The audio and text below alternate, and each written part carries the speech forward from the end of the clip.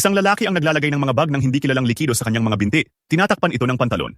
Pagbalik sa selda, ibinuhos niya ang mga uniforme sa batya at ang nakaw na likido. Matapos ibabad, ang madilim na asul na uniforme ay naging puti.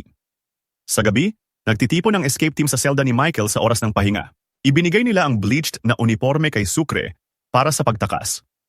Nang maibigay ng huli ang uniforme, inutusan ni Michael ang ilang lalaki na harangan ang pinto ng selda. Tinanggal niya ang mga tornilyo ng lababo. Nang matapos ang pahinga, sinimulan ni Michael ang pamamahagi ng uniforme. Si Cooper, ang pinakamatandang miyembro, ang unang umakyat sa butas upang takpan ang kanilang bakas. Hinila ni Sucre ang kumot. Lahat ay pumuwesto. Maya-maya si Michael at Sucre na lang ang natira. Sinabi ni Michael sa kaibigan na mauna na. Kinuha niya ang pulbos at inilagay ito sa bulsa. Magagamit ito agad. Nang maibalik ang lababo, nagsimula ang kanilang pagtakas mula sa kulungan. Ngunit tiningnan ni Michael ang oras. 10 minuto na silang atrasado, kaya kailangan nilang magmadali. Sa pangunguna ni Michael, sumunod ang team, nakayuko, naglalakbay sa mga maze-like na tubo. Lahat ay tense, hindi nagpapabaya kahit isang segundo. Ngunit maya-maya, isang biglaang sigaw ang pumigil sa kanila. 2 gwardya ang nakarinig ng mahina habang nagpapatrolya at lumapit. Sa tensyon, mabilis na kumilos si Tibag at tinakpan ang bibig ni Belok para patahimikin siya. Nagniningning ang galit sa mata ni Belok.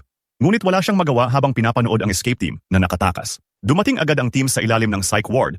Sinusunod ang plano ni Michael. Nagpalit lahat ng puting scrubs habang si Michael ay nagsuot ng uniforme ng gwardya ni Belok at nagtago sa isang sulok. Ibinuhos ni Michael ang pulbos sa kanyang kamay at hinipan ito sa keypad.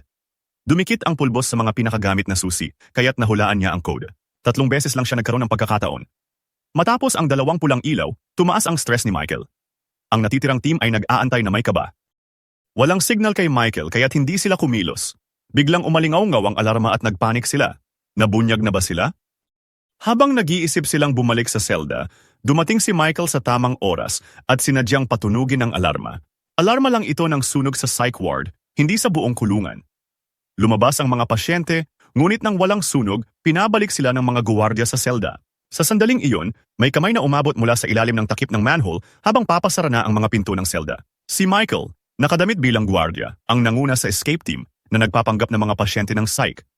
Sa una hindi napansin ng doktor ang kakaiba. Ngunit bigla, sumigaw ang doktor na huminto ang lahat. Huminto. Manatili kung nasaan kayo.